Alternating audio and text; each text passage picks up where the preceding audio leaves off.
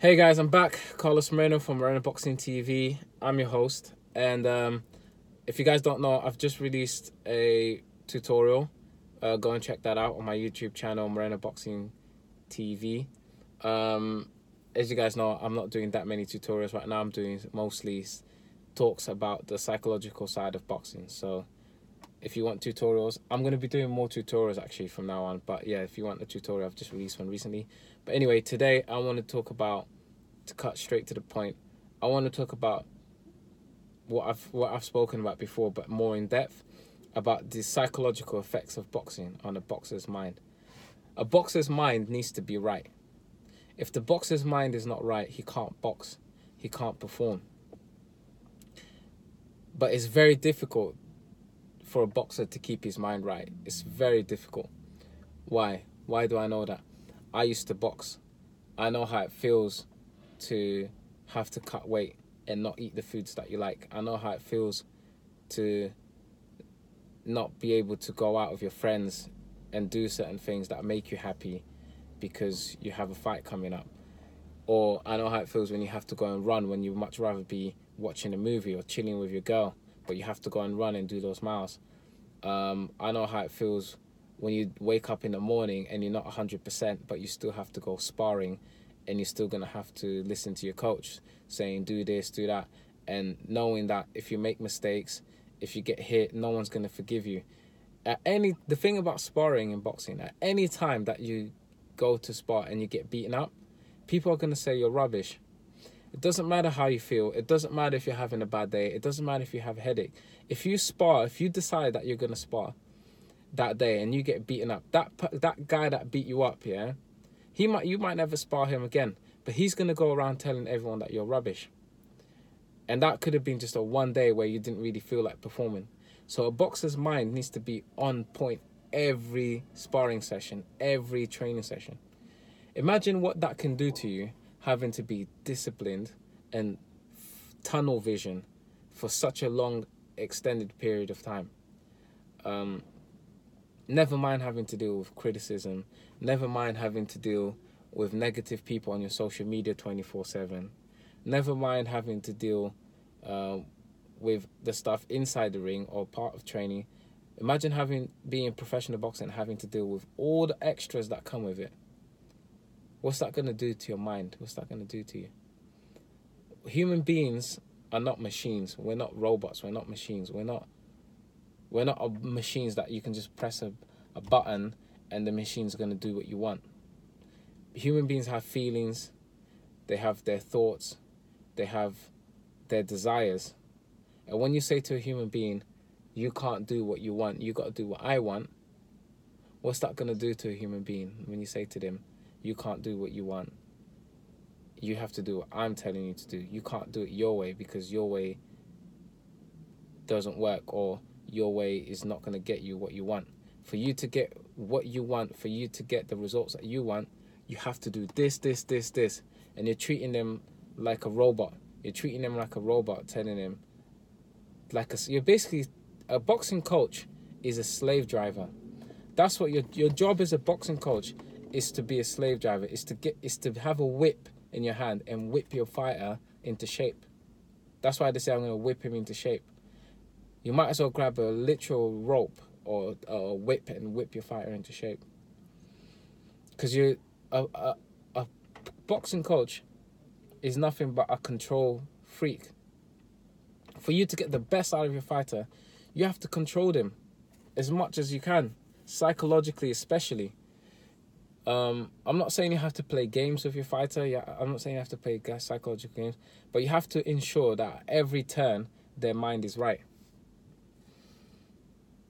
You have to set barriers, constrictions. You set barriers, constrictions to make sure that their mind goes in the right track. Let's take, for example, certain fighters in history. I'm not going to say names, but there's been fighters in history that very talented, very good fighters under the right trainer. Under the right trainer, they're unbeatable in the ring. But what got these fighters defeated, most of them, a lot of them, is not the problem of their ability. It's not the problem of their boxing skill or knowledge. It's the stuff that was happening outside the ring that got them beat. It's the fact that they couldn't keep their mind straight outside the ring that got them beat. It wasn't their ability, it wasn't the training. So that's why you have certain trainers, certain legendary trainers. Again, I'm not going to say names. This is for you guys to do your research. But there are some legendary trainers out there who were extremely controlling to the point that their fighters used to live in their house. So as a trainer, if I'm going to train someone, right? So that's how these guys used to think. If I'm the trainer, I'm going to have my fighters living in my house so I can control what they eat. I can control what they watch on TV. I can control what time they go to sleep. I can control what time they wake up. I can control who they're hanging out with, who comes to the house to visit, who doesn't come to the house. I can control who speaks to them and influences their mind. Because a lot of the times that your fighter is going to get into problems, it's going to be external people coming and saying things to them. Oh, your coach is this. Your coach is that. Or your coach maybe doesn't know what he's doing. Or your coach is this. They're going to come and a fighter, the last thing a fighter needs is to be in two minds. A fighter cannot be in two minds. If you have an army, right, and you send your army to war, and let's say you got 100,000 in the army, 100,000 to go and fight another 100,000, yeah, 100,000 versus 100,000 when the forces are equal, okay, when the forces are equal, 100 versus 100, but then there's another battle somewhere, and someone comes and says, oh, you should go and fight that battle as well. What you're going to do, you're going to divide your forces, maybe 50,000, another 50,000. You're going to send 50,000 of your forces over there, 50,000 of your forces over there, okay? And then you're going to have 50,000 versus 100,000. Then you're going to have another 50,000 versus another 100,000. How are you going to win that battle? You tell me how you're going to win that battle. That's just mathematics. So if you think of a fighter in terms of that, right?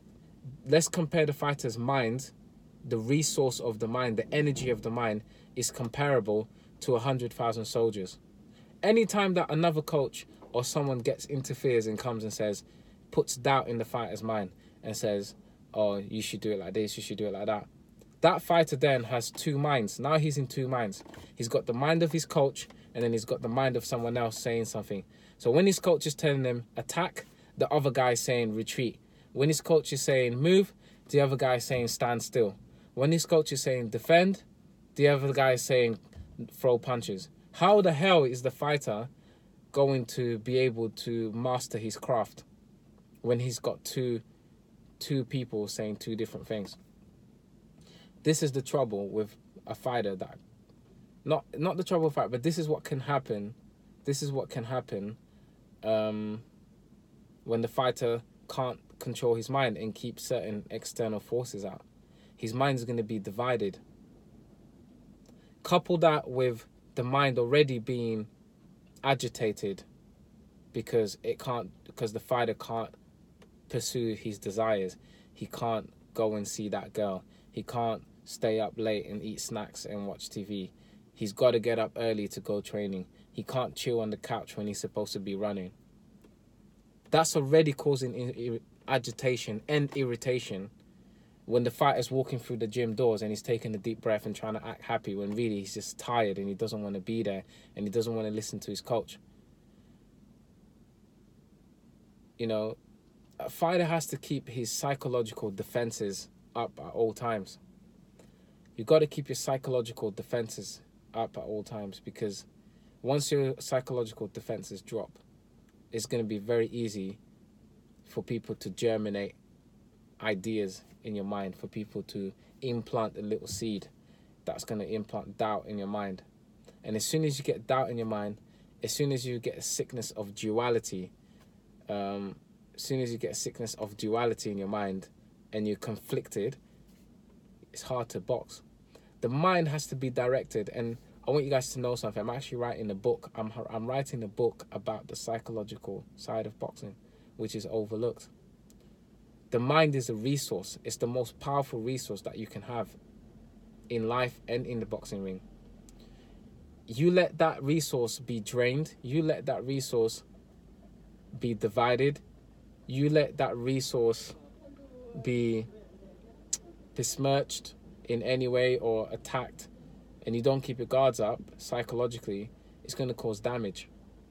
And that damage is hard to repair. It's hard to, once you're off track, it's hard to get back on track. Like I say, most fighters that lose fights, legendary fighters who get beat by guys that should never have beaten them, they lose not because of their ability in the ring, not because of their skill in the ring. They lose because of the things that are going on outside the ring, the girls that they're hanging out with, the friends that they've got that are talking to them, other jealous people that want to see them fail, that create haters, that create negativity and create problems. And when you're trying to fight all these people and chase all these desires, you're dividing your forces, and you're not dividing it just once. You divide it once, you divide it again, you divide it again. From a 100,000 soldier infantry, you're going to have 10,000 there, 10,000 there, 10,000 there.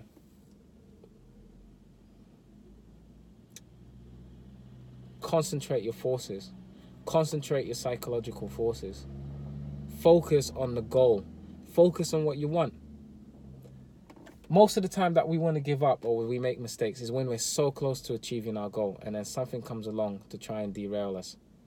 How do we keep focused? Just remember your goal. Remember why you started in the first place. Never forget why you started. And push. And make sure you know when you're going to stop. That's another thing. Know when to stop.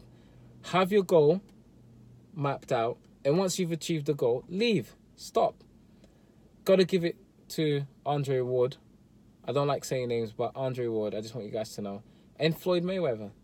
They knew when to stop. They knew when to stop. They had their goal. Floyd wanted to have the most undefeated fights or something like that. Done it. Left. Andre Ward got pound for pound, won multiple titles, done it. Been there, done that, left, went and done something else, helped the kids, helped the community, build gyms. Smart. Know when to stop.